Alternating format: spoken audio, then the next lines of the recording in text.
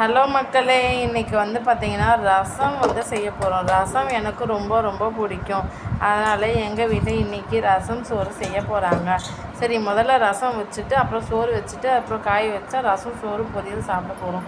இப்போது இதெல்லாம் என்ன அப்படின்னு ஃபஸ்ட்டு நீங்கள் தெரிஞ்சுக்கோங்க. இதெல்லாம் என்னென்னா, நாங்கள் அம்மியில் போட்டு அரைச்சி வச்சுருக்கோம். பூண்டு, மிளகு, ஜீரகம், தனியா, காஞ்ச மிளகாய் ஒன்று, இது எல்லாத்தையும் வறுத்துட்டு அம்மியில் போட்டு நல்லா அரைச்சி வச்சுருக்கோம்.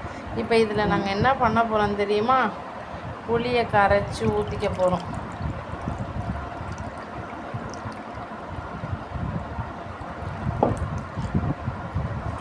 நாங்கள் செய்கிற மாதிரியே ரசம் நீங்கள் செஞ்சு பாருங்கள். ரொம்ப ரொம்ப அருமையாக இருக்கும். உங்களில் எத்தனை பேருக்கு ரசம் ரொம்ப ரொம்ப பிடிக்கும்னு எனக்கு கமெண்ட் செக்ஷனில் கமெண்ட் பண்ணுங்கள்.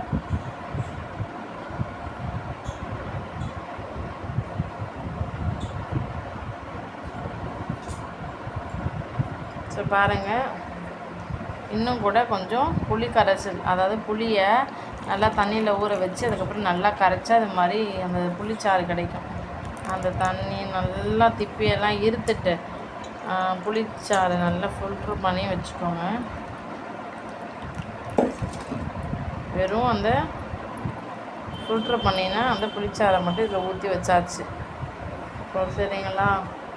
சவுத் இந்தியாவில் ரசம் ரொம்ப ஃபேமஸான ஒரு ரெசிபி. ரசம் இல்லாத கல்யாணமே இல்லைன்னு சொல்லலாம். ஒரு கல்யாண ஃபங்க்ஷனில் கூட வந்து பார்த்திங்கன்னா ரசம் தான் ரொம்ப ரொம்ப மெயின். எல்லாருமே ரசத்தை ரொம்ப விரும்பி சாப்பிடுவாங்க சவுத் இந்தியாவில்.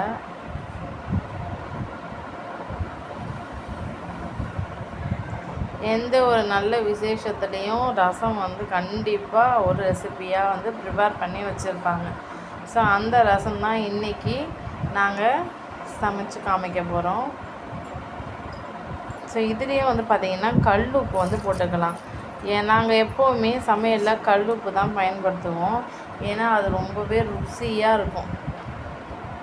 சரிங்களா? சால்ட்டை விட கல் உப்பு போட்டு நாங்கள் வைக்கிற அந்த ரசம் வந்து ரொம்ப அருமையாக இருக்கும். இன்னும் கொஞ்சம் ஊற்றி சாப்பிடுவாங்க. அதுலேயே பார்த்திங்கன்னா ஒரு தக்காளியை நல்லா நசுக்கி விட்டுக்கலாம். ரசம் ரொம்ப ரொம்ப ஈஸி. இதை பார்த்து நீங்களும் கற்றுக்கலாம் ரசம் செய்யறது எப்படின்ட்டு.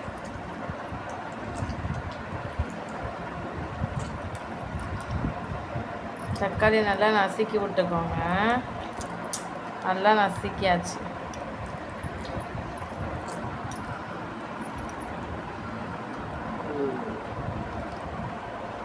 சரி, இதில் அப்படியே கொஞ்சம் தண்ணியும் ஊற்றிக்கலாம். மக்களே, இப்போ நம்ம கேஸ் ஸ்டவ்வை வந்து பற்ற வச்சுட்டோம்.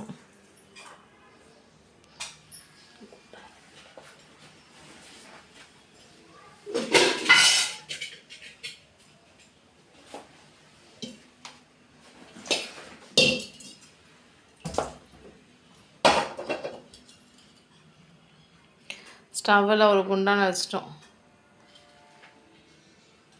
இப்போ இதுலேயே வந்து பார்த்திங்கன்னா மஞ்சள் தூளும் போட்டுக்கலாம்.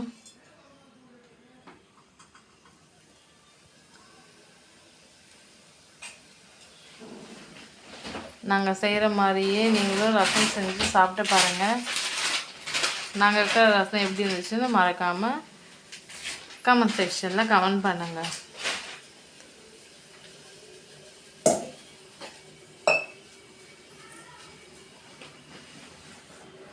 ஸோ வந்து பார்த்திங்கன்னா குண்டால் எந்த விதமான ஈரம் இல்லாத அளவுக்கு நல்லா அருமையாக காஞ்சிடுச்சு.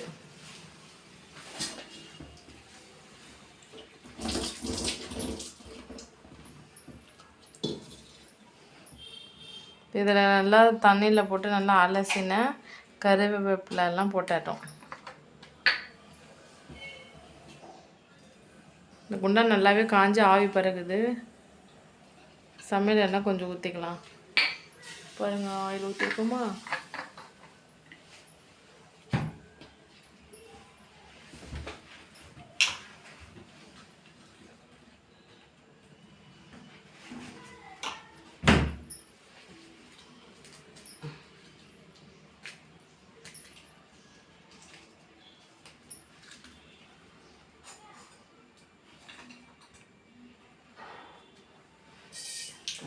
எண்ணெய் நல்லா சூடாயிடுச்சு, அதனால் கடுகும் போட்டுட்டோம்.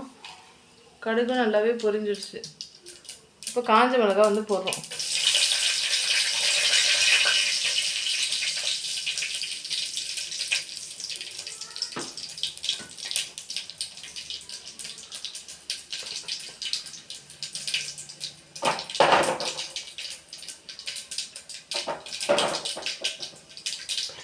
பெருங்காயத்தூள் இருக்கு இல்லையா, அந்த பெருங்காயத்தூள் வந்து போடுறோம்.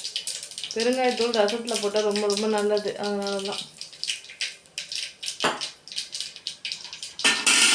ஆல்ரெடி நம்ம கூட்டி வச்சுருந்தோம்ல, அதை ஊற்றலாம்.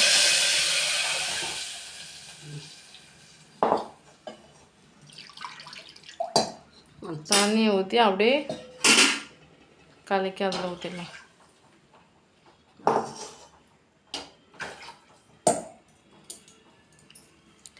இப்போ பார்த்தீங்கன்னா நல்லா ஒரு கொதி வரணும்.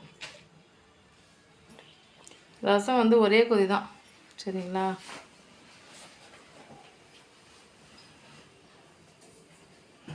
ரசம் பொறுத்த வரைக்கும் ரொம்ப கொதிக்கிடக்கூடாது, ஒரு கொதி வந்தாலே போதுமானது.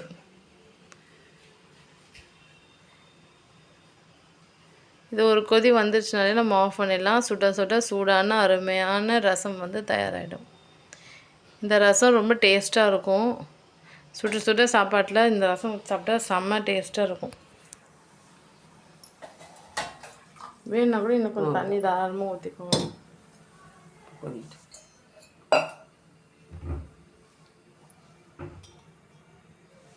இது கொதிக்க எப்படியும் ஒரு 7 நிமிஷத்துலேருந்து 10 நிமிஷம் ஆகும். அது நல்லா ஒரு கொதி வரணும். ஒரு கொதி வந்தோடனே ஆஃப் பண்ணிடலாம். ஸோ மக்களே பாருங்கள், ஒரு கொதி வந்தால் ஆஃப் பண்ணிடலான்னு சொன்னேன் இல்லையா, கொதி வருது பாருங்கள்.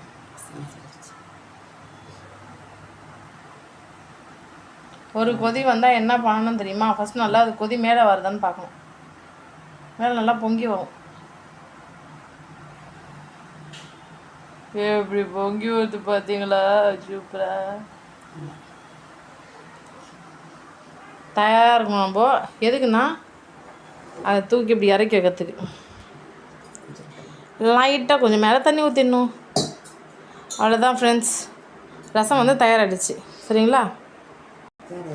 ஸோ அதுதான் ஃப்ரெண்ட்ஸ், தட்டை போட்டு அப்படி நல்லா அருமையாக மூடி வச்சுருங்க. ரொம்ப அருமையான சுட சுட சுவையான ரசம் வந்து தயாராகிடுச்சு பாருங்கள். நல்லா